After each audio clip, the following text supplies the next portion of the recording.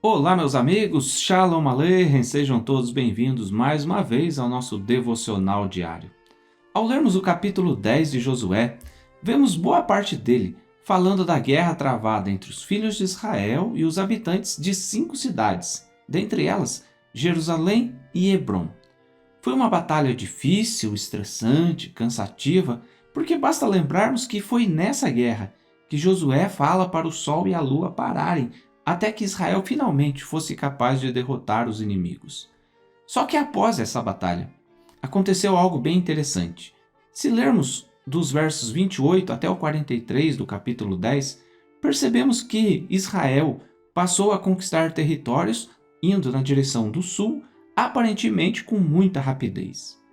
Vamos ver alguns desses versos. Josué 10, 28 ao 30 nos diz: No mesmo dia, tomou Josué a Maquedá e a feriu à espada, bem como ao seu rei, e destruiu-os totalmente, e a todos os que nela estavam, sem deixar nem sequer um.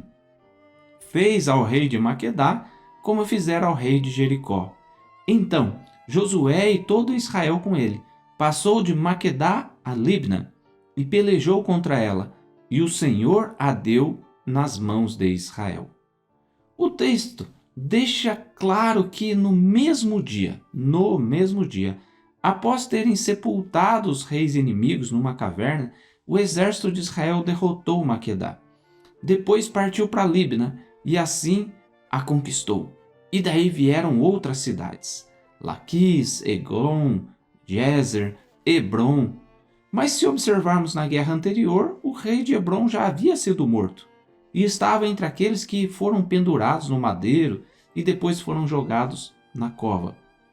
Segundo os comentaristas, os reis haviam sim sido mortos, mas o povo de suas cidades rapidamente elegeu sobre si novos governantes, que, durante essas guerras de conquista, acabaram sendo mortos junto com todo o seu exército.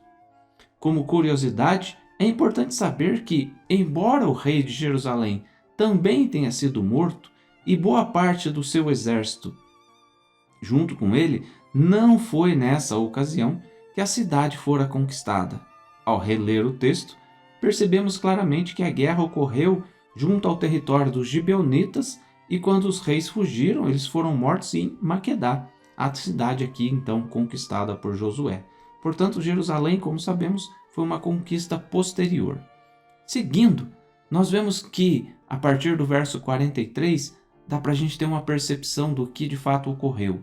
Assim, feriu Josué a toda aquela terra, a região montanhosa, o Negev, as campinas, as descidas das águas e todos os seus reis. Destruiu tudo o que tinha fôlego, sem deixar nem sequer um, como ordenara o Senhor Deus de Israel. Verso 41, e feriu-os Josué desde Cades-Barnea até Gaza, como também toda a terra de Goshen até Gibeão. E, de uma vez, tomou Josué todos estes reis e as suas terras, porquanto o Senhor Deus de Israel pelejava por Israel. Então Josué e todo Israel com ele voltou ao arraial em Gilgal.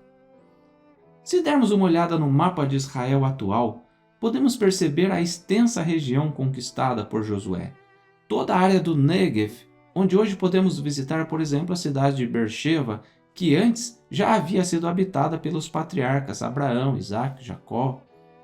Não se tratava de um lugar novo, mas era Israel voltando para a terra de seus pais. Hebrom, onde os patriarcas e as matriarcas foram sepultados, e até mesmo Gaza.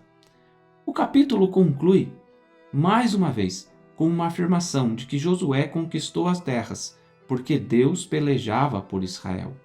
E é interessante analisar essa frase, porque desde antes, quando Moshe tira os filhos de Israel do Egito, e eles, ainda com aquele pensamento de escravos, temeram quando estavam diante do Mar Vermelho, Moisés então disse em Êxodo 14:14, O Senhor pelejará por vós, e vós vos calareis.